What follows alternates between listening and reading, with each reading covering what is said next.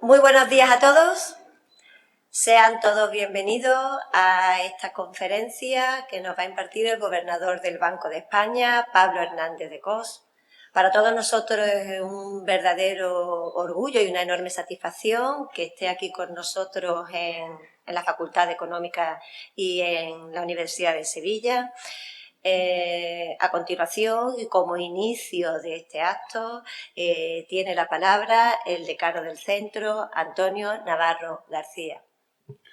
Muchas gracias, vicerrectora, profesores, estudiantes, egresados, ilustres egresados de la Facultad de Ciencias Económicas y Empresariales. Querido Antonio Pulido, ilustre egresado de esta facultad, presidente de la Fundación Cajasol, muchas gracias por el patrocinio de este 50 aniversario de la Facultad de Ciencias Económicas y Empresariales, no solo por el patrocinio, sino también por tu apoyo personal a esta facultad para la conmemoración que estamos celebrando. Señor gobernador del Banco de España, doctor Hernández de Cos, es un verdadero honor y un orgullo tenerlo aquí en el día de hoy. Cerramos la fecha hace prácticamente 6 meses, nos dijo que quería estar con nosotros en nuestro 50 aniversario y hoy pues vemos cumplida esas expectativas que todos teníamos. Sabemos de su complicada agenda y de lo difícil en el momento en el que nos encontramos por las circunstancias geopolíticas, económicas, la verdad, muy compleja. Así que le estamos muy agradecidos por hacer un hueco en su agenda y poder estar hoy en nuestro 50 aniversario de la facultad, que siempre lo repito, fue la primera facultad de empresariales de España. Muchas gracias, vicerrectora. Muchas gracias, decano. A continuación tiene la palabra Antonio Pulido Gutiérrez, presidente de la Fundación Cajasol. Querido Antonio. Bueno, buenos días a todos, querida vicerrectora, querida Carmen, decano, querido Antonio, muchas gracias por darme la oportunidad de recordar mis viejos tiempos en este salón de actos y en este caso en mi condición de presidente de la Fundación Cajasol. Y por supuesto, buenos días, estimado gobernador del Banco de España, por estar aquí hoy, que como bien ha dicho el decano, no es fácil en tu agenda. Buenos días a todos. Por mi parte, solo unas breves palabras para sumarme, por supuesto, con mucho gusto a la celebración y a las felicitaciones por el 50 aniversario de la Facultad de Económica. Una historia la que tengo que decir con orgullo que formo parte como alumno y también como profesor de esta casa. Así que es un doble honor, personal e institucional, volver a este salón de actos, esta vez como decía anteriormente, como presidente de la Fundación Cajasol, para mostrar nuestro respaldo a estas actividades conmemorativas. Un programa que nos trae hoy una conferencia excepcional y de máximo interés protagonizada por el gobernador del Banco de España. Seguramente, permítame que lo diga, querido gobernador, la voz que más influencia y, por supuesto, prestigio tiene entre todos los expertos, organismos y observatorios macroeconómicos, tanto a nivel nacional como a nivel internacional. Por tanto, enhorabuena, decano, por tener aquí, entre otros, en estos años de celebraciones que llevamos, al gobernador del Banco de España. Cuando tuvimos aquella primera reunión de las posibilidades de colaborar de la Fundación Cajasol, siempre hablamos de que era fundamental que el gobernador viniera a la facultad y que viniera a este 50 aniversario. Enhorabuena no solo por traer al gobernador, sino por, y aprovecho por decírtelo ya y decirlo no solo a ti, sino a todo el equipo de Canal, por la magnífica labor que estáis haciendo en este 50 aniversario, que yo creo que de alguna forma lo estáis bordando por la cantidad de personajes, actividades, actos que están viniendo en estos momentos. En el momento económico y financiero que vivimos nos plantea una batería de retos extraordinarios que debemos asumir y que estoy seguro también nuestro conferenciante, dentro de la prudencia que lo caracteriza, ahora nos detallará y nos podrá explicar. Muchas gracias por su presencia en este foro y muchas gracias también a la Universidad de Sevilla, querida Carmen, donde no me he desligado todavía, porque sigo siendo miembro del Consejo Social de la Universidad, por tanto, gracias también se lo das en mi nombre al rector y a la Facultad de Económica por impulsar iniciativas como las de hoy, que están a la altura de una trayectoria pionera que ha contribuido en gran medida con las muchas generaciones de economistas que han pasado ya por sus aulas, por nuestras aulas, diría yo, al desarrollo, que es lo más importante, al desarrollo de nuestra tierra y de nuestro tejido empresarial. Hoy veo aquí a muchos alumnos y evidentemente creo que si algo hay que transmitirles es que están aquí de paso para contribuir a una mejora importante de nuestra tierra, a una mejora en el desarrollo económico, como decía, y también en el desarrollo empresarial. El reconocimiento a esta gran labor, que también forma parte de nuestro propio compromiso fundacional, es lo que ha animado a nuestra institución a colaborar con el programa de actos con el que estamos celebrando nada más y nada menos que medio siglo de excelencia. Muchísimas gracias a todos por su asistencia y especialmente al gobernador del Banco de España. Muchas gracias. Muchísimas gracias, querido Antonio, por tus palabras y, por supuesto, por tu continua colaboración con este centro y con la universidad. Y a continuación tiene la palabra don David Patiño, vicedecano de Calidad, Comunicación y Relaciones Institucionales del centro, que realizará la semblanza de don Pablo Hernández de Cos. Buenos días, muchas gracias, señora vicerrectora, señor decano, señor gobernador del Banco de España, señor presidente de la Fundación Cajasol, resto de autoridades, compañeros del equipo de Canal, compañeros profesores y profesoras, estudiantes y resto de asistentes. Es para mí un honor presentar a nuestro conferenciante, el excelentísimo señor don Pablo Hernández de Cos, máxima autoridad monetaria de España, en mi doble condición de vicedecano de esta facultad y miembro del Grupo de Investigación Public Economy, Monetary Policy and European Union, grupo especializado en investigación en política monetaria con una fuerte relación precisamente con el Banco de España. El doctor Hernández de Cos es licenciado en Ciencias Económicas y Empresariales por CUNED, en Derecho por la UNED y doctor en Economía por la Universidad Complutense, con una tesis doctoral dirigida por el doctor González Páramo, recientemente propuesto por esta facultad como doctor honoris causa por la Universidad de Sevilla. Ha sido profesor asociado de la Universidad Carlos III y del Instituto de Empresa. Ingresó en 1997 en el Banco de España como economista titulado de su servicio de estudio. Ha ocupado infinidad de cargos de relieve, por lo que es una de las personas con más capacidad técnica en asuntos bancarios y monetarios. A continuación, les voy a destacar algunas de las múltiples atribuciones que ha desarrollado en el Banco de España, las instituciones europeas y otras instituciones académicas. Asesor del Consejo Ejecutivo del Banco Central y director general de la Dirección General de Economía y Estadística de este organismo. Miembro del Grupo de Trabajo de Envejecimiento y Sostenibilidad del Comité de Política Económica del Consejo ECOFIN de la Unión Europea. Jefe de la División de Análisis de Políticas Económicas en el Servicio de Estudios del Banco de España. Presidente del Grupo de Trabajo de Finanzas Públicas del Comité de Política Monetaria del Banco Central Europeo. Miembro de la Comisión de Expertos para la Reforma del Sistema Tributario Español. Miembro del Consejo Superior de Estadística de España.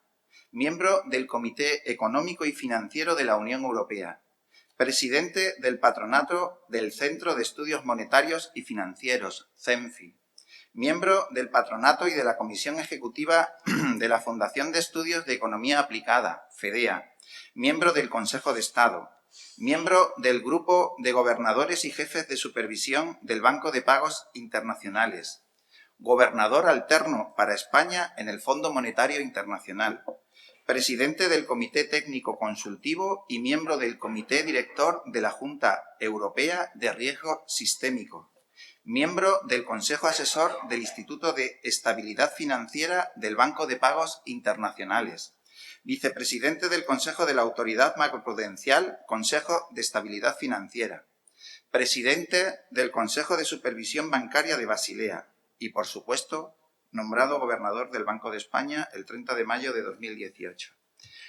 Ha escrito multitud de artículos en revistas internacionales de prestigio. Entre las revistas en las que ha publicado trabajos se encuentran Economic Letters, Empirical Economics, Hacienda Pública Española, International Journal of Health Economic and Management, Investigaciones Económicas, Fiscal Studies, Applied Economic Letters, Journal of Population Economics, Journal of Macroeconomics, Journal of Policy Modeling, Review on Income and Health and Wealth, and Public Finance Review.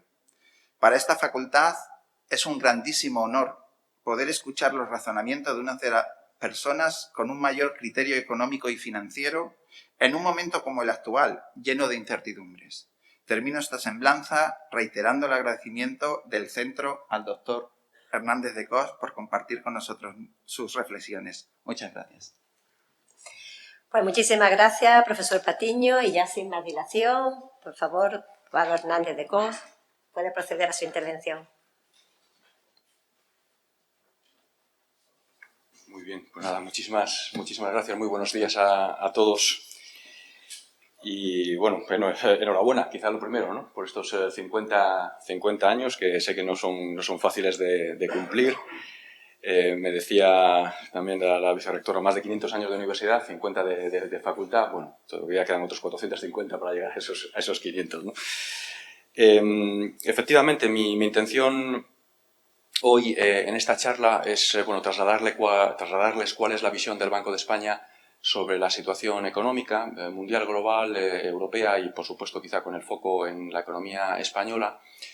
Bueno, ¿qué se desprende, ¿no?, de esta situación económica que está muy condicionada, por supuesto, por la guerra, por la invasión de Ucrania por Rusia, ¿no?, y las implicaciones económicas que esto tiene? Me gustaría también subrayar cuáles son, desde nuestro punto de vista, las políticas económicas más adecuadas, ¿no?, para gestionar la situación actual. Y voy a poner el énfasis en algo que está en el título de la presentación, ¿no? Es la derivación, una de las implicaciones más importantes de lo que estamos observando antes de la guerra y luego ya con posterioridad a la guerra, tiene que ver con la evolución de la inflación, el repunte muy elevado de la inflación, y para eso desde el Banco de España pensamos que un pacto de rentas que abarque a trabajadores y empresarios, pero que también afecte a otros elementos del sector público en particular, creemos que sería particularmente importante para evitar lo que podía denominarse una espiral inflacionista, que tendría, por supuesto, consecuencias más negativas de las que ya va a tener la guerra sobre el crecimiento económico, el empleo y el bienestar de los ciudadanos. Y voy a utilizar, bueno, aquello de que una imagen vale más que 1000 palabras, algunas transparencias, ¿no?, tratando también de recordar mis momentos de profesor en la universidad. Voy a seguir un guión como el que aparece en esa transparencia. Voy a primero a tratar de describir cuál es la situación económica actual, para después centrarme en cuáles son, desde el punto de vista del Banco de España, las respuestas de política económica más adecuadas, y finalmente acabaré con algunas conclusiones. Quizá es interesante empezar tratando de describir cuál era la situación económica justo antes de empezar la guerra de Ucrania, ¿de acuerdo? Porque esto yo creo que nos puede poner en contexto para luego entender cuáles son los canales por los cuales esa invasión de Ucrania por Rusia puede generar esos efectos económicos, ¿no?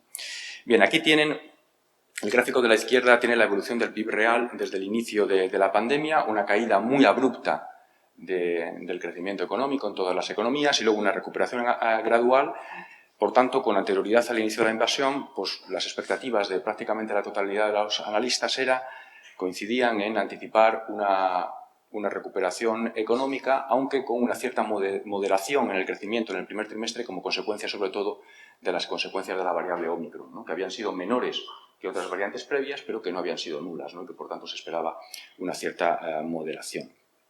Para el resto del ejercicio, es decir, lo que esperábamos entonces, las previsiones, por ejemplo, que publicó el Banco de España en diciembre, para los siguientes trimestres del año, pues se esperaba una mejora de la evolución de la pandemia, también el Banco Central Europeo, por ejemplo, para el conjunto del área del euro, apoyado pues en una reducción progresiva de la incertidumbre, como consecuencia de que también esperábamos una mejor evolución de la pandemia en los siguientes trimestres, la eliminación progresiva de los cuellos de botella que habían estado condicionando la actividad económica en los últimos trimestres, el mantenimiento de unas condiciones económicas favorables y, como no, en Europa y en particular en España, el uso de los fondos europeos NGU, ¿no? Que son muy importantes, como saben, en magnitud para la economía española. Este era el escenario central antes de la guerra de Ucrania.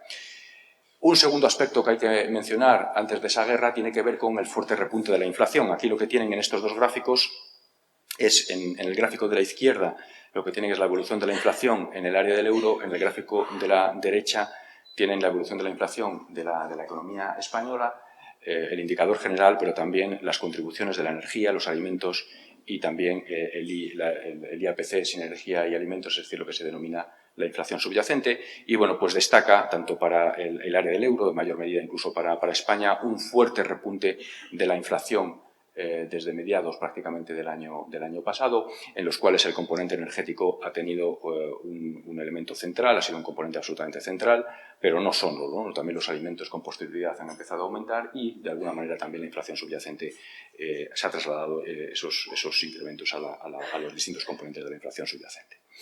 Bien, en ese contexto se inicia la invasión de Ucrania por Rusia, y esto, pues claramente, condiciona las perspectivas económicas y potencialmente pues, puede tener un efecto muy adverso sobre el crecimiento económico y también de aumento de la inflación. Y aquí lo que tienen descrito son algunos de los canales por los cuales los economistas pensamos que estos efectos pueden transcurrir, ¿no? Y básicamente los he tratado de resumir en tres canales fundamentales. El primero es el más evidente, luego veremos que es el que está resultando más importante, al menos en el corto plazo, que es lo que denominamos aquí canal de materias primas. Saben que Rusia, en menor medida Ucrania, pues se encuentran entre los principales productores de determinadas materias primas, en particular energéticas, aunque también de algunos bienes no energéticos. De tal manera que un conflicto en esa zona pues, podría generar, en primer lugar, incrementos de los precios e incluso pues, problemas de abastecimiento, ¿no? Este es el primero de los canales. Evidentemente, como los países, en particular los europeos, también, por supuesto, España, somos claramente dependientes de los bienes energéticos, un encarecimiento de los bienes energéticos nos hace más pobres directamente. El segundo canal tiene que ver con, bueno, una guerra genera un entorno de incertidumbre, de enorme incertidumbre, de reducción de la confianza. Esto, en primer lugar, a los mercados financieros genera tensiones en los mercados financieros que puede provocar un endurecimiento de las condiciones financieras, ¿no? Que dificulta, por tanto, el consumo y la inversión, pero también puede suponer ese mismo puro efecto confianza pues un retraimiento de las decisiones de consumo e inversión, ¿no? Cuando los agentes económicos no sienten que el entorno en el que tienen que desarrollar su actividad es de certidumbre, pues la decisión más normal es la de retrasar, ¿no? Las decisiones tanto de consumo como de inversión. Este es el segundo de los canales. Y el tercer canal es un canal que podemos denominar puramente comercial. Lo que cabe esperar, desde luego, es que a muy corto plazo, tanto la economía rusa como también, por supuesto, la ucraniana, la de la zona, la región, pues evidentemente se vea muy afectado, el crecimiento económico baja y esto, pues evidentemente, en la medida en que son socios comerciales nuestros, pues tendría un efecto también negativo vía pues, encarecimiento, en primer lugar, de las importaciones y también reduciendo las exportaciones, dado que el crecimiento de esas regiones sería menor, ¿no? Bien, estos son los canales fundamentales. ¿Qué está sucediendo en la realidad, ¿no? con el transcurso de la guerra? Bueno, aquí tienen, en primer lugar, ilustrado quizá de mejor manera esa elevada dependencia energética que tiene el área del euro, también la economía española y algunos de los países del área del euro, y en particular como para algunos de esos países la dependencia energética con Rusia es muy elevada. ¿De acuerdo? Por ejemplo, si se fijan exclusivamente en la primera de las columnas, ahí lo que tienen es el porcentaje que representa el petróleo sobre el consumo final de energía para cada una de esas economías que están en cada una de las filas. Para el área del euro el petróleo representa aproximadamente el 36%, ¿de acuerdo? En España es el 45%, en Alemania el 35%, es decir, prácticamente la media. Y en la siguiente de las columnas lo que tienen es cuál es el peso de Rusia en las importaciones nacionales desde fuera de la Unión Europea, ¿de acuerdo? Entonces pueden comprobar que para la economía española esa dependencia está entre el 0 y el 25%, es relativamente limitada, pero es mucho más alta para Alemania, está entre el 25 y el 50%, y bueno, prácticamente de total dependencia, por ejemplo, para Finlandia, que es el último país de los países que tienen ahí entre el 75 y el 100%. Bueno, no me voy a detener en el gráfico en la parte de la derecha de la tabla, pero lo que tienen es lo mismo para el gas natural y el mensaje es esencialmente el mismo.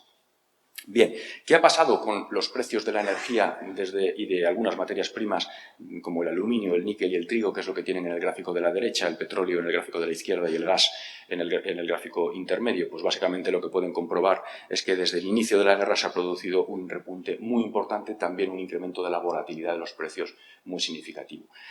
Si se fijan, por ejemplo, exclusivamente en el gráfico de la izquierda, donde tienen el precio del petróleo, lo que ven es que los futuros a 23 de febrero, es decir, justo antes del inicio de la guerra, es la línea verde, es decir, la que está más bajo.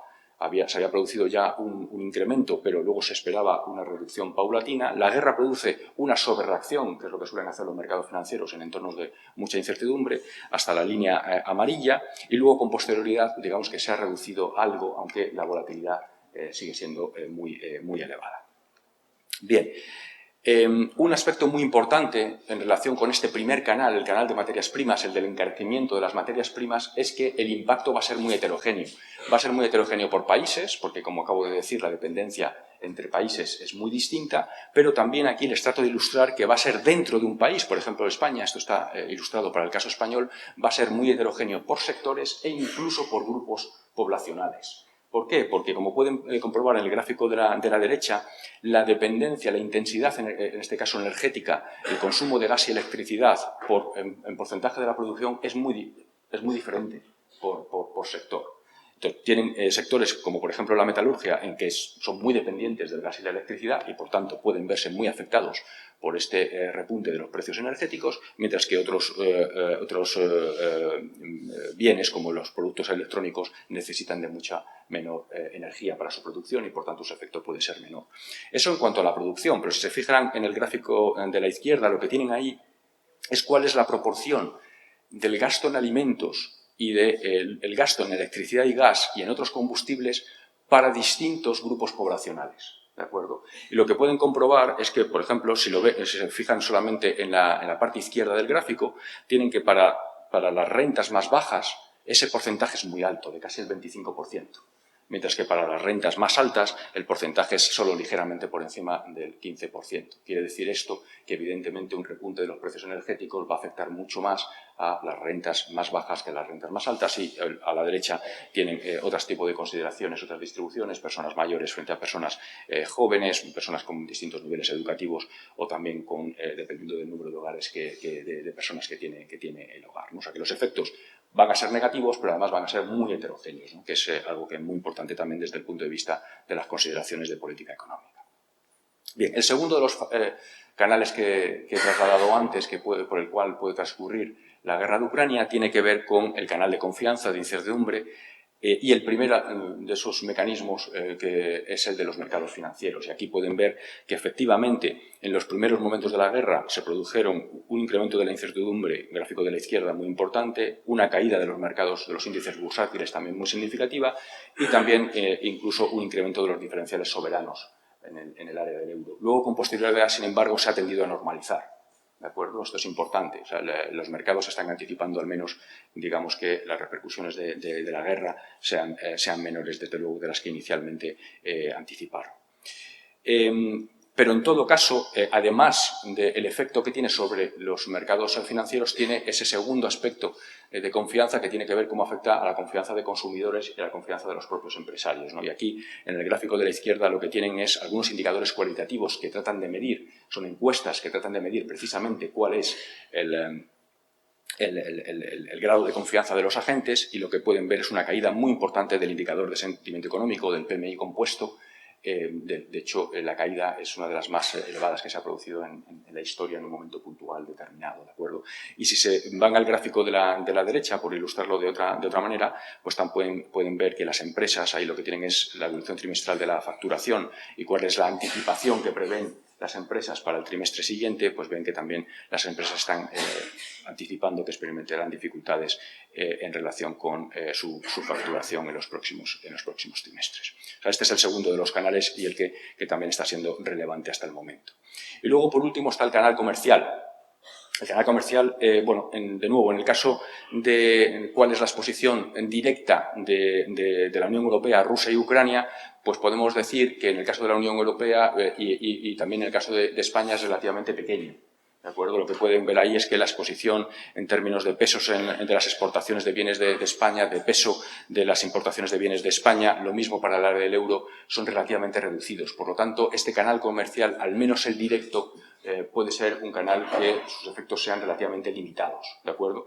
Pero, sin embargo, lo que sí pensamos es que los efectos indirectos, por ejemplo, aquellos que transcurren con mayores dificultades, mayores generaciones de cuellos de botella, que ya se habían experimentado sobre todo el año pasado y que estaban generando efectos muy negativos, sobre todo sobre la producción manufacturera, pueden aumentar de una manera significativa. Y de hecho están aumentando. Lo tienen en el gráfico de la izquierda de esa transparencia, lo que tienen es el plazo de entrega a proveedores en las manufacturas para el área del euro, para Alemania y también para Francia, y ven que los plazos de entrega habían aumentado. Cuando en el gráfico las líneas bajan, es un aumento de los plazos de entrega. Se habían empezado a recuperar esos plazos de entrega, se estaba produciendo una normalización de los plazos de entrega justo antes de la guerra de Ucrania y, sin embargo, con posterioridad se ha vuelto a producir un incremento de nuevo de los plazos de entrega, es decir, los cuellos de botella, también como consecuencia de la evolución de la epidemia COVID en China, en particular, y en general en Asia, se está produciendo de nuevo un incremento de los cuellos de botella que también tendrá una repercusión económica negativa. Bien, en conjunto, los economistas, como saben, tratamos de incorporar de una manera ordenada y de una manera general todo este tipo de consideraciones que yo acabo de realizar a través de las previsiones macroeconómicas, ¿de acuerdo? Y recientemente se han producido dos actualizaciones de previsiones macroeconómicas que dan mensajes muy similares sobre cuál podría ser el impacto de la crisis. Por una parte, las que publicó el Banco Central Europeo en marzo y luego con posterioridad, unas semanas después, para la economía española, las que publicó el Banco de España, ¿no? Aquí lo que tienen en este gráfico es el resumen de las que publicó el Banco Central Europeo, en el que, dada la enorme incertidumbre que en ese momento existía, contempló no solamente un escenario, como normalmente hacemos, tener un solo escenario central, sino que consideró tres tipos de escenarios dependiendo de cuál podría ser la duración de la guerra y, por tanto, los efectos de la guerra. Y como pueden ver, de los resultados, lo más importante es que la incertidumbre es muy elevada. El efecto que esperamos de la guerra para el área del euro es negativo, pero la magnitud del mismo, la horquilla, es también muy amplia. Fíjense, por ejemplo, que entre el escenario central y el escenario más severo, pues hay un deterioro del crecimiento económico en relación con el que preveíamos solamente en diciembre, el que se prevé ahora en marzo, que podría estar entre medio punto y 2 puntos. Es decir, es una horquilla muy amplia, dependiendo evidentemente de cuáles sean la duración de la guerra, la extensión de la guerra hacia otros territorios, etc. Y sobre la inflación, pues de nuevo, sabemos el signo del efecto, es hacia un incremento de la inflación como consecuencia sobre todo de esos incrementos de precios energéticos que he mencionado, pero también del incremento de los plazos de entrega, de la dificultad en los cuellos de botella, y como pueden ver, la inflación podría aumentar entre 2 y 4 puntos en estas previsiones del Banco Central Europeo, dependiendo de los escenarios considerados. Y luego, con posterioridad, como decía, y en la misma línea, ¿no?, de reflejar un menor crecimiento y una mayor inflación, el Banco de España publicó sus últimas previsiones de crecimiento económico para el horizonte 2022-2024. Como ven en esta tabla, ahora prevemos para el año 2022 un crecimiento del 4,5%, que es un punto porcentual más bajo, de 0,9% más bajo del que preveíamos en diciembre, como consecuencia sobre todo del efecto de la guerra, y un crecimiento que estaría cercano al 3%, 2,9% en 2023, 2,5% en 2024, también más bajo en un punto porcentual en el año 2023. Aquí tienen esos mismos mensajes, pero con la evolución del PIB de la economía española desde el inicio de la pandemia, ¿de acuerdo? Y incorporadas las previsiones del Banco de España. La línea discontinua era la previsión que teníamos en diciembre de 2021, la línea continua es la que tenemos ahora mismo, las publicadas en el mes de abril, y fíjense, es muy interesante la comparación con esa línea continua que parte de 100 y que tiene una pendiente claramente positiva, porque esa era la tendencia del crecimiento económico de la economía española antes de la pandemia. De tal manera que aquí hay dos mensajes fundamentales. Todavía la economía española no recuperaría el nivel previo a la crisis, si se cumplen las previsiones del Banco de España, hasta el tercer trimestre del año que viene, pero claro, si uno se pone un objetivo más ambicioso, que no sea simplemente recuperar el nivel previo a la crisis, sino recuperar cuál era la tendencia de crecimiento del PIB previa, que es la que se refleja en esa línea discontinua que está en la parte superior del gráfico, pues evidentemente no se recuperaría en todo el horizonte de previsión, ¿no? Lo cual pues también da una señal, creo que incluso más certera, de cuáles son las repercusiones de esta crisis sobre la economía española. Y sobre la inflación, pues en el mismo sentido, lo que tienen en este gráfico es la evolución observada y esperada del IPC general y del IPC sin alimentos ni energía, a la izquierda y a la derecha respectivamente. La línea continua es la previsión que tenemos ahora mismo, la línea discontinua es la que preveíamos en diciembre. Como pueden comprobar, tanto para la inflación subyacente como para la inflación general, prevemos ahora un incremento de la inflación significativamente superior. Aunque es verdad que en los dos casos, en el medio plazo, en un horizonte de medio plazo, es decir, a 2 años vista, pues esperamos todavía, y el consenso de los analistas sigue siendo que la inflación, pues evidentemente, se sitúe en el entorno del 2%. Todo esto, muy importante para algo que luego voy a subrayar, sobre la base de que no se produzcan efectos de segunda ronda del repunte inflacionista actual. Es decir, que los salarios no respondan con indiciaciones automáticas a los incrementos de inflación que estamos observando y que los márgenes empresariales pues tampoco trasladen completamente y, por tanto, acolchen de alguna manera también los incrementos de los precios de la energía. Si no, esto no se produce, luego veremos cuáles pueden ser las consecuencias más negativas, por supuesto, para el crecimiento económico y, por supuesto, también para la inflación. Un aspecto muy importante es el que he tratado de subrayar antes. El nivel de incertidumbre es muy elevado. Es decir, yo creo que todas las previsiones macroeconómicas ahora mismo hay que cogerlas con pinzas. Y aquí tienen simplemente algunos de los elementos de incertidumbre que estamos considerando en este momento. Primero, el más evidente es que no sabemos cuál va a ser la duración y la intensidad del conflicto bélico. Eso es quizá lo más importante, que condiciona completamente cualquier escenario macroeconómico que uno pueda dibujar en estos momentos. Tampoco sabemos cuál va a ser la magnitud de los efectos indirectos, de los efectos de segunda vuelta que acabo de mencionar. Tenemos dudas, por supuesto, también con otros aspectos sobre los que ya teníamos alguna incertidumbre antes de la guerra. Por ejemplo, sobre cuál va a ser el uso y, sobre todo, el impacto macroeconómico del uso de los fondos europeos. Hay que decir que este es un elemento de incertidumbre importante porque, evidentemente, saben que la magnitud de los fondos europeos para una economía como la española son muy significativos. Estamos hablando de 12 puntos de PIB en 6 años que, si utilizaran ustedes un multiplicador fiscal de alrededor de un 1, pues podría uno tener en mente que podría generar un efecto macroeconómico de 12%, ¿no? Pues evidentemente, dependiendo en qué se gaste, cómo se gaste, cuándo se gaste, ese impacto macroeconómico se verá antes o después y se verá con mayor o menor intensidad, ¿no? Evidentemente tenemos también mucha incertidumbre sobre eso. No nos podemos olvidar, por supuesto, de la propia pandemia. La pandemia, en principio, pensamos que está en su fase de resolución, pero evidentemente no deja de ser un elemento de incertidumbre. Un aspecto muy importante es qué va a pasar con el ahorro que han acumulado las familias a nivel global, a nivel europeo, también a nivel de la economía española durante la crisis de la pandemia. Las estimaciones del Banco de España, por ejemplo, para la economía española es que los hogares españoles han ahorrado entre un 6 y un 7% del PIB durante la crisis y, por tanto, ¿qué se va a hacer con ese ahorro? ¿En qué medida va a servir para compensar, por ejemplo, las pérdidas de renta real que se están observando en la actualidad para tratar de hacer una suavización de sus patrones de consumo? ¿O se va a invertir en inversión residencial, por ejemplo, o simplemente se va a quedar acumulada en forma de ahorro financiero? Pues evidentemente es un elemento de incertidumbre también muy importante, pero que puede condicionar de una manera también muy importante la actividad económica en los próximos trimestres. Los precios de la energía. Los precios de la energía, les he hablado de los factores que están detrás del incremento de los precios de la energía derivados de la guerra de Ucrania, pero hay otros elementos detrás de los incrementos de los precios de la energía que son de carácter más estructural, por ejemplo, aquellos que tienen que ver con la lucha contra el cambio climático.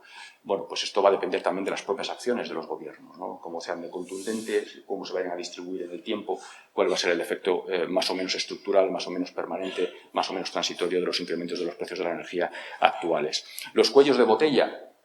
Bueno, los cuellos de botella están muy condicionados en la normalización también de la oferta y del transporte, en particular marítimo, a nivel internacional. Sabemos que en este momento, como consecuencia de la guerra en primer lugar, pero también, como decía antes, de esas repercusiones, ¿no?, de las restricciones que se han vuelto a introducir en algunos países, en particular en China, se ha vuelto a producir una dificultad adicional en los cuellos de botella. ¿Cómo se van a resolver estos cuellos de botella? Pues va a depender de nuevo también de la propia evolución de la pandemia en esos países y también de la propia duración del conflicto bélico.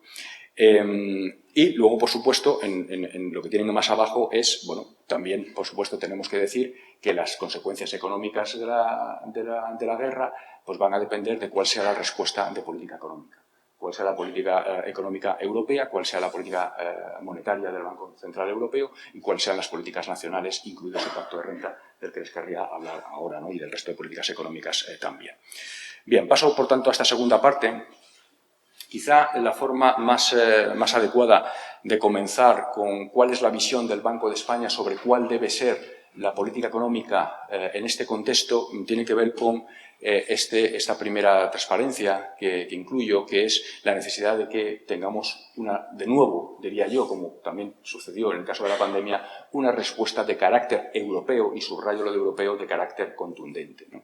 ¿Por qué pensamos que tiene que ser de carácter europeo? Bueno, porque de nuevo, insisto, como en el caso de la pandemia también, estamos ante una perturbación, ante un shock que es esencialmente exógeno, ¿de acuerdo? Que es común a todos los países, ¿de acuerdo? Y que, por tanto, siendo común, sería importante que la respuesta a ese shock también fuera común, es decir, que no dependiera de las condiciones individuales de cada uno de los países, ¿no? Para que precisamente se evitara que se produjeran elementos de fragmentación financiera por la menor o mayor capacidad que algunos países tengan para responder a esa perturbación exógena. ¿En qué debe consistir el contenido de esa respuesta europea? Bueno, pues como pueden ver en la parte intermedia de esta transparencia, nosotros pensamos que el mayor gasto público que pueda generarse por la pandemia, que como veremos con posterioridad cuando me refiero al caso español, pensamos que tiene que ser muy focalizado, es decir, a diferencia de la pandemia en la que el gasto público tenía que aumentar de una manera generalizada para sostener las rentas de los hogares y las empresas en un entorno muy complejo. Ahora hay que focalizar, dada también la situación de las finanzas públicas, las ayudas en solamente los sectores o los grupos profesionales más vulnerables ante este nuevo shock, pero en cualquier caso esos costes pudieran ser mutualizados. Y luego, por supuesto, con una perspectiva de más medio plazo, y esto es muy importante, estas decisiones ya están siendo tomadas por la Unión Europea, es muy importante aumentar la autonomía estratégica europea. En particular, en el sector energético, por supuesto, ¿no? Que es uno de los grandes canales, ¿no? De transmisión de esta perturbación, pero también en defensa, ¿no? Nos hemos dado cuenta que también en materia de defensa es necesario, y como en materia energética, esencialmente, pues a través, en primer lugar, de una mayor diversificación, es decir, de no depender tanto de exclusivamente algunos países, y también impulsando una reducción más rápida de la dependencia de los combustibles fósiles, que son los que están detrás de los incrementos de los precios energéticos que estamos viendo en la actualidad. Y luego, por último, esto lo tienen en la parte final de la transparencia, creemos que, al igual que la crisis de la pandemia necesitaba una respuesta europea, esta también, como acabo de decir, también lo exigiría. Creemos que con carácter general lo que necesitamos es más Europa. Y tenemos identificados, y seguro que algunos de ustedes han trabajado sobre ello en los últimos años, que efectivamente el grado de integración europea ha ido en aumento, y ha ido aumentando en la última década de una manera muy significativa, por ejemplo, con la creación de la unión bancaria. Pero es verdad que todavía tenemos un diagnóstico en el que faltan elementos cruciales de esa integración europea que debilita esos elementos, esas carencias, acaban debilitando el proyecto europeo y el propio funcionamiento, en particular, de la Unión Económica y Monetaria. No tenemos un mecanismo de estabilización fiscal común, ¿de acuerdo?, como tiene cualquier unión monetaria. La unión bancaria, por supuesto que es un hecho, pero no es completa, porque no tenemos un fondo de depósitos de garantía europeo común, de carácter común, y también tenemos unos mercados de capitales que, primero, juegan un papel muy pequeño. Europa es una economía muy bancarizada.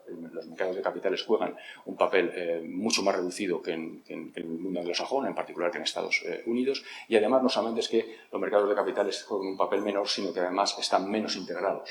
¿De acuerdo? O sea, tenemos muchos mercados de capitales dentro de Europa, ¿no? Y, por tanto, la unión de mercado de capitales, con todas las propuestas concretas que la Comisión Europea en distintos momentos ha puesto encima de la mesa, pues sería muy importante que se concretara.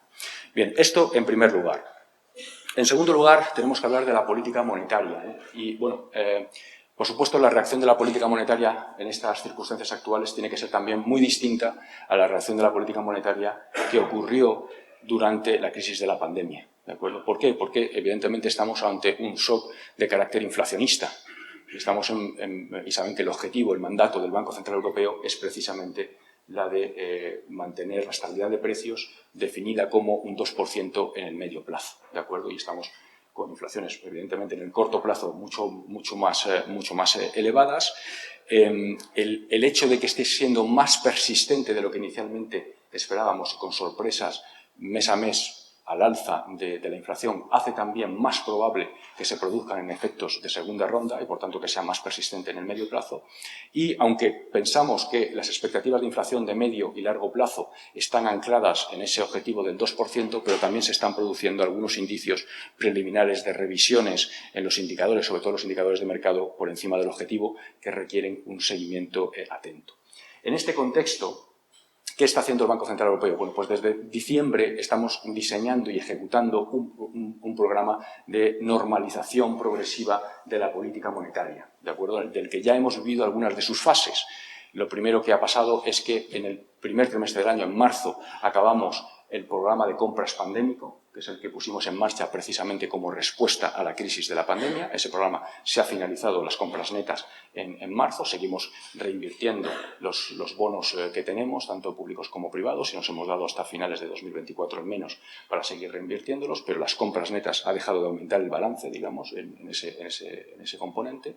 En segundo lugar, en la última reunión hemos señalizado también que el programa que ya existía antes de la pandemia, el programa de compras, es altamente probable que finalice, estamos seguros ahora, dada la información que tenemos, de que pueda acabar en el tercer trimestre del año, ¿de acuerdo? Luego hemos indicado que una vez que se acaben los programas de compras, pues efectivamente estaríamos en situación de incrementar los tipos de interés, y en ese sentido la información, la comunicación que hemos trasladado es que los ajustes de los tipos de interés del Banco Central Europeo tendrán lugar transcurrido algún tiempo desde el final de las compras netas y que además será de carácter gradual, ¿de acuerdo? Y este es un poco, digamos, el patrón temporal, la pauta temporal de normalización de la política monetaria que está desarrollando el Banco Central Europeo, ¿no?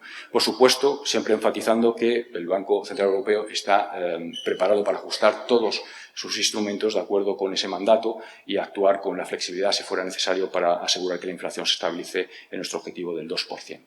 Bien, toda esta comunicación y acción del Banco Central Europeo, ¿en qué se ha trasladado? Pues lo tienen aquí.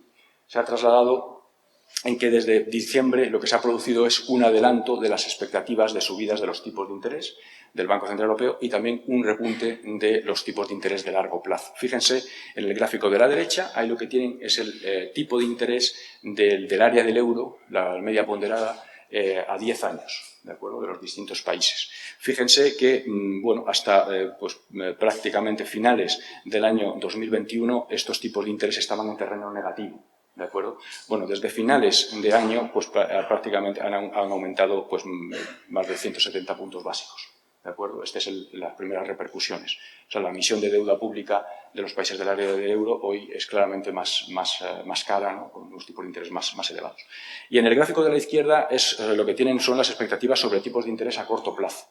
Los puntos amarillos era la expectativa, lo que pensaban los mercados financieros, en este caso los analistas financieros. Esto es una encuesta que se realiza a expertos en política monetaria.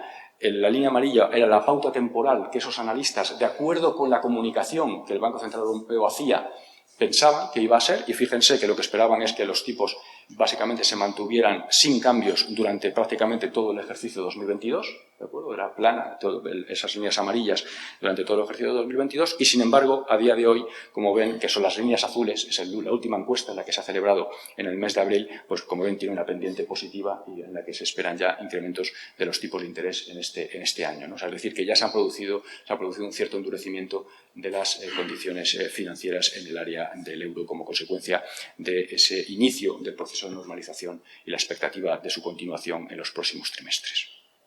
Bien, paso ahora a las políticas nacionales, ¿no? Ese es el contexto con el que vamos a tener que trabajar, ¿no?, en las políticas nacionales. Y, en primer lugar, déjenme que hable de la política presupuestaria. O sea, ¿qué puede hacer la política presupuestaria en un contexto como el actual? Bueno, pues de nuevo, en comparación con lo que se hizo y con lo que defendimos, ¿no?, muchos, que había que hacer en la crisis de la pandemia, ahora el papel de la política presupuestaria ante una nueva perturbación tiene que ser real, pero tiene que ser mucho más focalizado, tiene que ser mucho más granular. Ya no estamos en condiciones, ni es deseable un impulso fiscal generalizado como el que acompañó a la crisis de la pandemia, ¿no? ¿Por qué? Bueno, pues por varias razones. La primera es porque el deterioro de las finanzas públicas ha sido muy importante, tanto en términos de deuda pública, y ya teníamos un déficit público estructural antes de la pandemia significativo, ¿no? Esto en primer lugar, ¿no? Pero luego, en segundo lugar, porque también ese repunte de la inflación que he mencionado tampoco, digamos, hace necesario, al contrario, un impulso fiscal generalizado, sino que este sea muy focalizado en aquellos colectivos que verdaderamente están siendo más dañados, más perjudicados por este episodio inflacionista, ¿no? Que algunos de los colectivos que he mencionado con anterioridad. Y por eso, desde el Banco de España, lo que defendemos es que las medidas tienen que ser granulares, que las medidas tienen que ser focalizadas, que las medidas tienen que ser selectivas y, muy importante, que las medidas que se aprueben tienen que ser temporales para no incrementar el déficit estructural de una manera persistente, ¿no? De una manera que dure en el tiempo. Muy importante también, estamos en un contexto de normalización de la política monetaria, de endurecimiento progresivo de las condiciones financieras. Esto lo llevo diciendo desde hace ya muchos meses. Creo que es muy importante para precisamente dotar de mayor credibilidad a la actuación de las políticas económicas que se diseñe un programa de consolidación fiscal que permita vislumbrar cuál va a ser el ajuste de ese déficit estructural y esa reducción paulatina del endeudamiento público. Que no es un programa de consolidación fiscal que haya que ejecutar en este momento, que habrá que ejecutar, digamos, cuando la recuperación económica sea sólida, pero que el diseño se realice con prontitud, que colocaría, digamos, en términos de señalización, ¿no? de estabilidad presupuestaria, macroeconómica en general, sería muy importante también desde la perspectiva de los mercados financieros. Por supuesto que es muy importante también, esto siempre es deseable y por supuesto también en estos contextos en el que tenemos un shock de oferta negativo, bueno, pues para mejorar la situación de medio plazo de crecimiento económico de la economía, si podemos mover la oferta en la otra dirección con reformas estructurales que sabemos que necesitamos sobre todo para incrementar la productividad de la economía, pues esto aumentará nuestro crecimiento potencial y también aliviará las necesidades de ajuste del déficit público y del endeudamiento público vía denominador, ¿no? Al final, el déficit público lo medimos siempre como déficit público sobre PIB o endeudamiento público sobre PIB. Sí, por supuesto que tendríamos que reducir el déficit y también el endeudamiento, pero si además aumentamos el denominador con mayor crecimiento económico, pues digamos el alivio sería mayor. Muy importante, tenemos los fondos europeos. Por supuesto que estos nos deben dar mayor crecimiento de corto plazo, sobre todo también con una buena selección de los mismos, mayor crecimiento de largo plazo, y nosotros desde el Banco de España también pensamos que pueden ser usados para financiar algunos de los costes de transición que a veces suceden y que muchas veces paralizan las reformas estructurales. Sabemos que las reformas estructurales, por definición, mejoran el crecimiento potencial de largo plazo, pero pueden tener efectos negativos en algunos casos de corto plazo o al menos afectar negativamente a algunos colectivos. Como una forma de compensar y, por tanto, de aliviar esos efectos negativos se podrían utilizar los fondos europeos y nosotros, por ejemplo, propusimos el año pasado en el informe anual la introducción de la denominada mochila austriaca que tiene un problema de transición importante que los fondos europeos podrían ayudar a aliviar, ¿no? Y luego, muy importante también, dentro de ese pacto de rentas, en el que ahora voy a entrar qué significa, por qué es necesario y cuál debería ser su contenido, pues evidentemente el sector público tiene que contribuir. Y en este caso, pues sabemos que hay partidas de gasto público que podrían ser potencialmente objeto de indiciación automática que creemos que tienen que formar parte de ese pacto de rentas y, por tanto, que se debe evitar el uso generalizado de cláusulas de indexación automáticas en las partidas de gasto, ¿no? Porque esto podría alimentar en sí mismo el actual proceso inflacionista. Bueno, aquí lo que tienen son algunas de las medidas que ya ha puesto el Gobierno en marcha, que nosotros valoramos en términos de sus efectos sobre la inflación como que podrían reducir la inflación en torno a entre 6 y 8 décimas. Falta, en todo caso, por concretar la modificación de los precios energéticos, ¿no? Que se está todavía discutiendo en el seno de la Unión Europea, ¿no? Y bueno, que dependiendo de su definición, pues podría tener un efecto adicional en términos de desaceleración de la inflación en los próximos trimestres. Pero déjenme que me concentre ahora, y ya estoy prácticamente acabando, con esta idea del pacto de rentas, ¿no? Vamos a ver, ¿por qué es necesario un pacto de rentas? Quizá lo más importante que tienen que entender es que cuando estamos, como es la situación actual, ante un shock de oferta, una perturbación de oferta negativa que opera a través de unos bienes que son los bienes energéticos, que la economía española no produce, que no tiene, pero que sin embargo son necesarios tanto para el consumo de los hogares como, por supuesto, para producir otros bienes dentro del contexto de los procesos productivos, pues directamente somos más pobres hoy. ¿De acuerdo? Esos bienes los seguimos necesitando, vamos a tener que pagar más por ellos. Entonces, esa pérdida no la podemos eludir.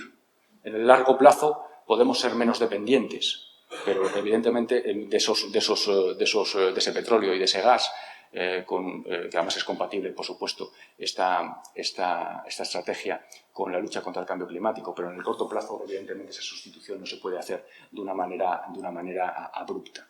Entonces, de lo que podemos hablar es no de la pérdida, que la pérdida es real, sino de cómo distribuirla. ¿De acuerdo? Entonces, puede haber un interés por parte de los agentes económicos, empresarios, pero también, por supuesto, trabajadores, a querer eludir esa pérdida. ¿Cómo se puede eludir esa pérdida? Bueno, pues aumentando los márgenes empresariales, trasladando completamente a precios finales los precios energéticos, el incremento de los costes que se están asumiendo, y los salarios indiciándose completamente, ¿no?, a la inflación. Bueno, eso lo único que generaría es una espiral inflacionista, ¿de acuerdo?, que acabaría generando pérdida en cualquier caso, más pérdida incluso de la que genera el shock inicial, ¿de acuerdo?, con mayores pérdidas, por tanto, en primer lugar de competitividad en relación con el resto de los socios europeos y el resto de los mercados con los que competimos, puesto mayor pérdida de empleo y también mayor pérdida de crecimiento económico. Luego les voy a presentar una simulación con los modelos del Banco de España sobre esta cuestión. Bien, ¿qué está sucediendo en la realidad? Bueno, pues aparentemente los sindicatos y la patronal están discutiendo, ¿no?, sobre este pacto de rentas. Es verdad que todavía, sin haberse firmado ese pacto de rentas, se está produciendo una especie de pacto de rentas implícito.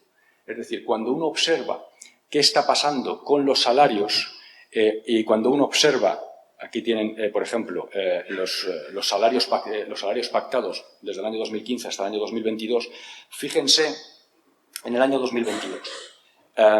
Los convenios nuevos que se han firmado están firmando incrementos salariales ligeramente por debajo del 2,5%. Claro, cuando tenemos la inflación en el 9,8%, esto, desde luego, se le puede llamar moderación salarial, sin duda, ¿no? Aquí hay una pérdida de salarios reales muy clara. Pero fíjense que también se está produciendo esa moderación en los márgenes empresariales, que es lo que tienen en el gráfico de la derecha. Aquí, bueno, hay distintas fuentes. El gráfico lo que ilustra es la que se deriva de la central de balances trimestral del Banco de España y lo que pueden comprobar es que los márgenes empresariales, sobre todo en el sector industrial, están cayendo. ¿De acuerdo? O sea que también no se están trasladando completamente los costes energéticos a los incrementos de precios. Bien, ¿qué es lo que nos preocupa en el Banco de España? Bueno, que puede haber algunas señales de agotamiento, digamos, de esta especie de pacto de rentas implícitos, ¿no? Y les voy a poner un ejemplo. Aquí lo que tienen son los incrementos salariales pactados, de nuevo, que les he mostrado con anterioridad, pero también tienen el peso de las cláusulas de salvaguarda. Como saben, las cláusulas de salvaguarda era un mecanismo que era históricamente, hace 10 años, prácticamente el 80% de los trabajadores en España con convenio colectivo tenían, ¿de acuerdo?, que básicamente les compensaba por las desviaciones de la inflación en relación con el incremento inicial, ¿vale?, que se había pactado. Y, por tanto, eso lo que generaba es una persistencia, precisamente, ante incrementos de los precios de los costes energéticos, por ejemplo, generaba mucha inercia porque se trasladaba inmediatamente al año siguiente a los incrementos de salarios y, por tanto, esto se acaba trasladando también en mayor inflación a futuro, ¿no? Por tanto, las cláusulas de salvaguarda nosotros en Banco de España las utilizamos como un indicador precisamente de la probabilidad de que se produzcan esos efectos de segunda vuelta. Se ha producido un cambio estructural en la economía española en el sentido de que ese 80% cayó hasta prácticamente el 17% en el año 2021. Es decir, el peso de las cláusulas de salvaguarda durante los últimos 10 años ha caído de una manera muy abrupta, ¿no?, y el cual es un elemento positivo desde nuestro punto de vista para precisamente evitar esos efectos de segunda ronda. Pero, sin embargo, fíjense que si en el año 2021 acabaron en el 17%, en el 16,9% exactamente, con los convenios que tenemos hasta marzo ha aumentado hasta el 29%. Es Es decir, se ha producido en solo unos meses un repunte bastante significativo.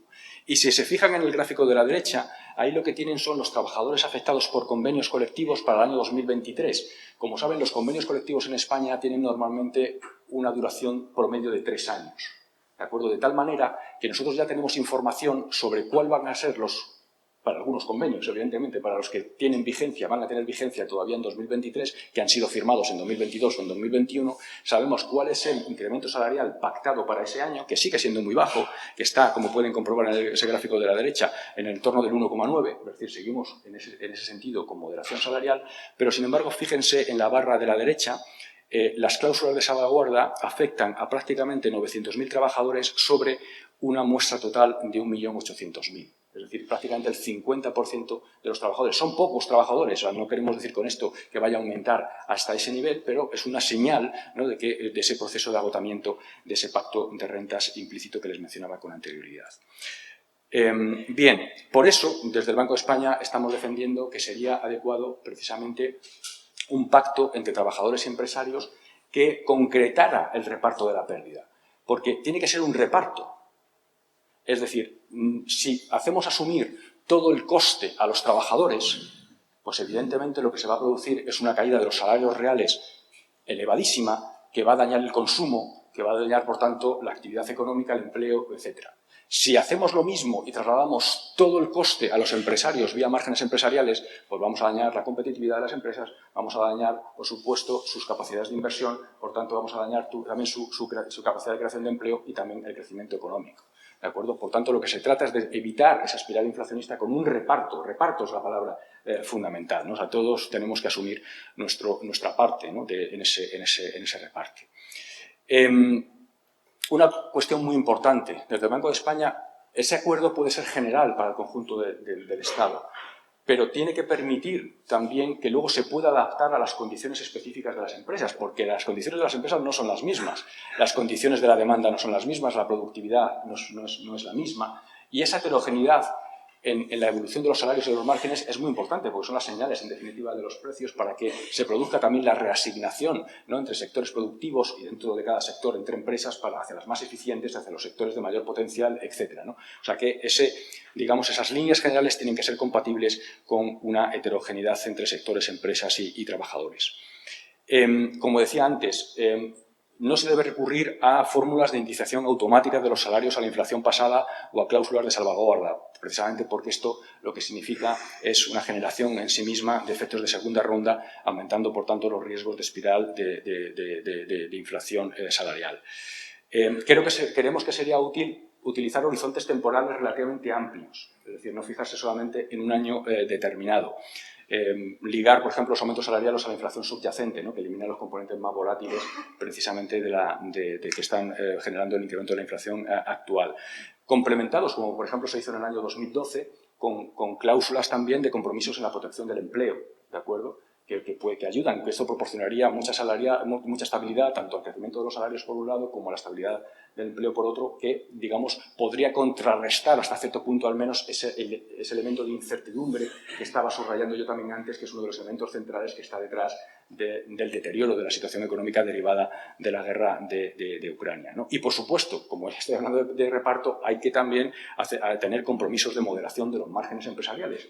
Si se produce una moderación salarial, pero los márgenes empresariales aumentan, pues evidentemente la pérdida de competitividad se produce en todo caso. Y, por supuesto, se produce un deterioro también de los salarios reales todavía mayor. Por tanto, esto es muy importante, ¿no?, para asegurar la competitividad de las empresas y el crecimiento, que el efecto sobre el crecimiento económico de la actual perturbación sea lo menor posible, pues que también se produzca moderación de los márgenes empresariales. Y bueno, aquí lo que tienen es una ilustración, algo que publicamos en nuestro informe trimestral último, precisamente con esas previsiones macroeconómicas, que les relataba sobre cuáles podrían ser las consecuencias negativas de una indiciación de márgenes y de salarios, ¿no?, con la inflación actual, ¿no? Es un escenario en el que los empresarios y los trabajadores perseguirían un incremento de sus precios y salarios para tratar de neutralizar, porque evidentemente no se puede conseguir, el impacto inicial del shock de energía en sus rentas, provocan esos efectos de segunda vuelta, esa especie de espiral inflacionista. Por supuesto, lo que ven, ¿cuáles son los efectos? Primero de ellos, más inflación, evidentemente, eso es lo que tienen en el gráfico de la izquierda. Lo que tienen es un incremento de la inflación mucho más elevado este año, de casi más de 2 puntos y algo más, pero esto depende también de la simulación que se realice, algo más pequeño en los años venideros. Segundo, muy importante, los efectos serían muy negativos sobre el crecimiento económico. Y si ustedes acumulan las diferencias con respecto al escenario base que se ilustran en este gráfico, estamos hablando de un deterioro de la actividad de 1,5 puntos acumulado en 3 años, que no es poca cosa.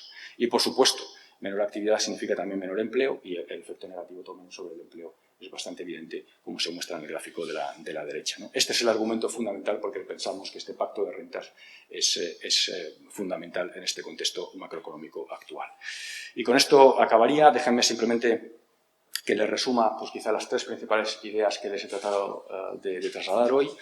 En primer lugar, pues, algo que parece muy evidente, la guerra de Ucrania supone una notable perturbación negativa en un contexto en el que, en particular, la economía española todavía no había recuperado los niveles previos a la pandemia y, por supuesto, tampoco los niveles tendenciales.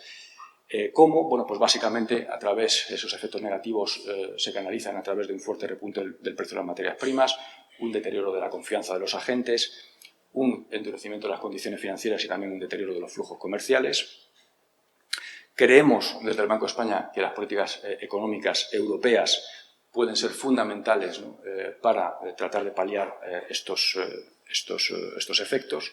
También las políticas fiscales nacionales, pero aquí he tratado de subrayar algunos elementos diferenciales de cómo debe responder la política fiscal en este contexto frente a cómo respondió en la pandemia. En particular, tiene que ser mucho más focalizada a los hogares, a las empresas y a los sectores más afectados, más vulnerables por esta nueva perturbación y, al mismo tiempo, acompañarlos de dotar de mayor certidumbre sobre horizontes más largos, de ahí la necesidad de ese diseño de programas de consolidación fiscal. Y, por supuesto, el puro repunte, que es uno de los efectos más dañinos, digamos, de la situación actual, también sobre los agentes económicos de la inflación, pues requiere de actuaciones específicas. Por supuesto, la política monetaria del Banco Central Europeo, dado su mandato de estabilidad de precios, ha iniciado ya su proceso de normalización y seguirá su proceso de normalización, por supuesto. Este ajuste dependerá de los datos observados, ¿no? De cómo vaya siendo la evolución económica en los próximos trimestres, pero creemos que también es muy importante ese pacto de rentas que precisamente evite la persistencia del repunte de la inflación actual, que evite esa espiral inflacionista que acabaría generando una pérdida de competitividad, una pérdida de empleo y una pérdida de actividad económica. Y con esto acabaría. Muchísimas gracias.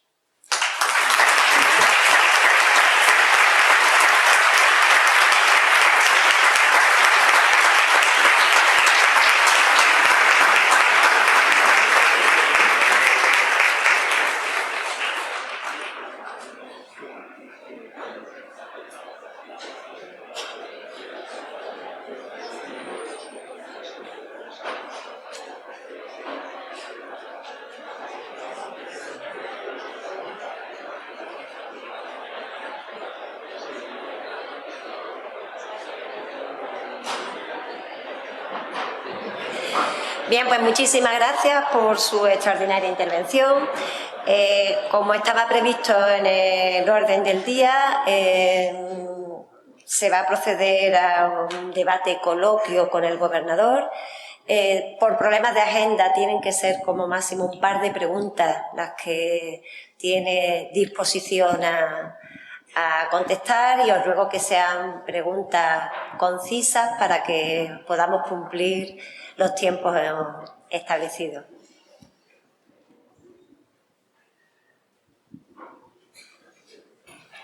Bueno, muchas gracias por la ponencia. Ha sido un análisis bastante profuso y concreto. Mi pregunta iba dirigida en relación al tema nuclear del pacto de renta, por algo que yo pensaba que usted iba a mencionar cuando ha hablado del problema de indexar determinada variable a los salarios y también a los márgenes empresariales. Y es que, ¿cómo ve usted, en términos de previsión temporal de ese pacto de renta, el hecho de que al mismo tiempo de que los salarios no se revaloricen con la inflación o en menor medida, desde el año pasado las pensiones se hayan reindexado al IPC. Es decir, ¿cuál sería la sostenibilidad de ese pacto si la inflación, pues bueno, tuviese esos efectos de segunda vuelta y perdurara más en el tiempo? ¿Y hasta qué punto eso sería sostenible desde el punto de vista de las cuentas públicas? Muchas gracias. Sí, bueno, pues quizá no he sido suficientemente claro, pero efectivamente nuestra visión es que en ese pacto de rentas yo me he focalizado mucho en la intervención de hoy en el acuerdo, en el potencial acuerdo entre empresarios y trabajadores, pero también he mencionado que debería evitarse una indexación automática de aquellas partidas, bueno, en general del gasto público, ¿no? Y, bueno, pues efectivamente una de las partidas de gasto público la que usted ha mencionado es precisamente aquella que ahora está indiciada de acuerdo con la ley, con la inflación, ¿no? Desde un punto de vista de equidad, pero también precisamente de evitar esos efectos de segunda ronda que estaba mencionando, pues yo creo que deberían formar parte, y esto es precisamente a lo que me refería, de ese pacto de rentas. Por supuesto que hay que analizar las circunstancias con detalle, ¿no? Porque fíjense que antes yo presentaba un gráfico en el que se mostraba que el peso de los alimentos y el peso de la energía en la cesta de consumo, en primer lugar de la gente de rentas más bajas, pero también de las personas mayores de 65 años, era mayor que en el resto de colectivos, ¿no? Probablemente habría que integrar, ¿no?, esos dos grupos y, por tanto, probablemente lo que encontremos es que para las personas mayores de 65 años de rentas bajas, pues el efecto podría ser también más negativo, ¿no? Y, por tanto, en esa idea de también aliviar los posibles efectos para las rentas más bajas, pues se podría incluirse, por ejemplo, las pensiones mínimas, ¿no? Y permitir la indexación de las pensiones mínimas, pero quizá no las del resto, ¿no? Incorporar ese resto al pacto de rentas. Esta podría ser una idea de tratar de, por una parte, no dejar desprotegido a los colectivos más vulnerables, en este caso de los colectivos más vulnerables entre los que se encuentran algunos de los pensionistas, como por ejemplo también se ha hecho con las personas que reciben el ingreso mínimo vital por las mismas razones, pero al mismo tiempo incorporar a ese colectivo también a ese pacto de rentas, ¿no?, a esa pérdida, ¿no?, a ese reparto de la pérdida que supone estos incrementos de los precios energéticos para el conjunto de la economía española.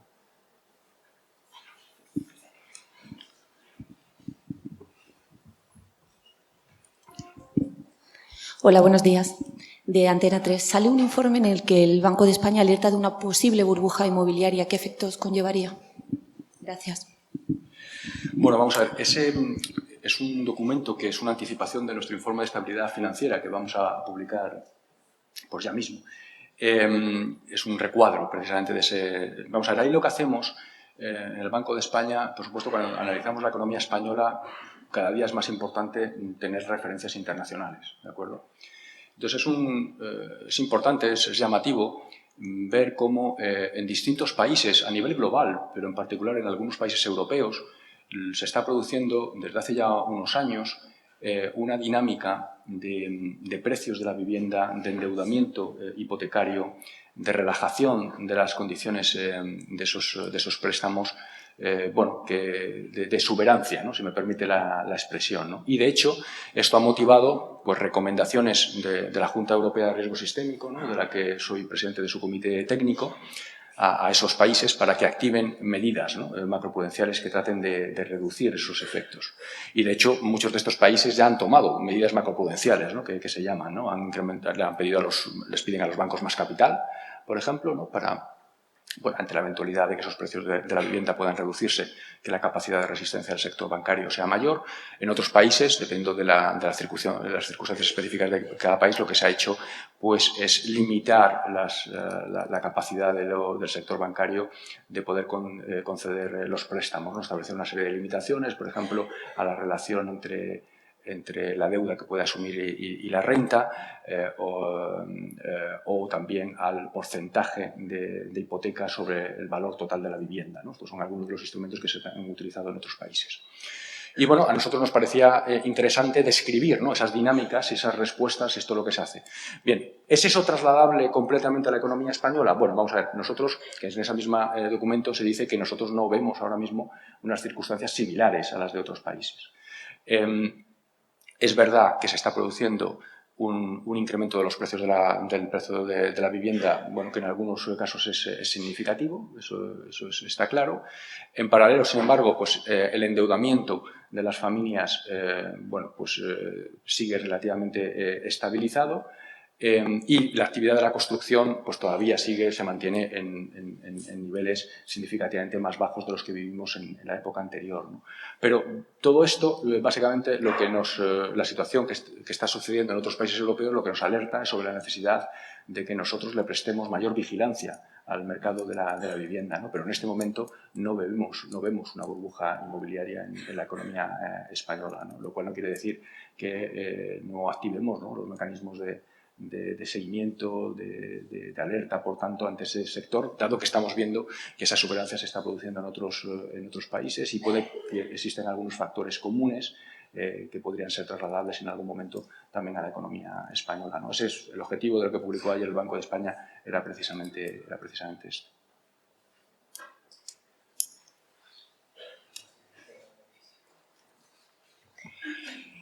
Bien, pues muchísimas gracias por las preguntas y tenemos que proceder ya a cerrar el acto por temas de agenda.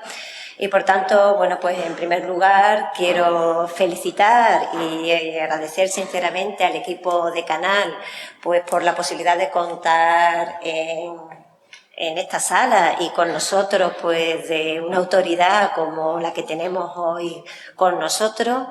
Pues, por supuesto, agradecerle muy sinceramente al presidente de la Fundación Cajasol que esté hoy con nosotros y que colabore con la universidad para este tipo de actos. Y, por supuesto, pues agradecerle muy, muy sinceramente al gobernador del Banco de España que esté hoy aquí. Creo que con su clarísima intervención, en donde ha puesto de manifiesto pues cuál es su tradición como profesor universitario a la hora de explicar claramente las cuestiones, nos ha dejado claro a todos que estamos viviendo una época tremendamente compleja. Tremendamente compleja porque a la enorme incertidumbre derivada de la pandemia se nos une una enorme incertidumbre por una guerra que parece que nunca va a tener fin y que todo eso está teniendo unos efectos económicos tremendamente devastadores. Pero creo que junto a ello pues también ha dado una cierta esperanza porque ha puesto de manifiesto que se tiene el marco de actuación, que se tienen las ideas claras de cómo podemos intentar conseguir entre todos salir de este punto tan complejo que nos ha tocado vivir y que ha puesto también claramente de manifiesto en su intervención que eso solamente lo podemos conseguir apostando por más Europa y solamente lo podremos conseguir colaborando entre todos, gracias a ese pacto global que permita que en un futuro, esperemos que lo más cercano posible, pues que la situación vuelva a recuperarse tal y como las expectativas de crecimiento en un principio teníamos. Desde el punto de vista de nuestro centro y de la Universidad de Sevilla, solo trasladarle al gobernador del Banco de España que, por supuesto, que nosotros también queremos colaborar todo lo posible que se pueda hacer en esta línea y que cuente con nosotros para todo aquello que pueda considerar que pueda sumar en ese granito de arena en donde todos tenemos que colaborar para poder llegar a superar el momento en el que estamos viviendo. Muchísimas gracias a todos por estar aquí y espero que tengan una magnífica jornada. Le vamos a entregar, ya fuera de protocolo, queremos entregarle, no podemos entregarte el cariño, te lo entregamos hoy, pero además te vamos a entregar una réplica en nombre de todos nuestros profesores, estudiantes, egresados, autoridades. Así que nuestra vicerrectora te va a hacer entrega de una réplica del edificio con nuestro máximo cariño y admiración. Muchas gracias.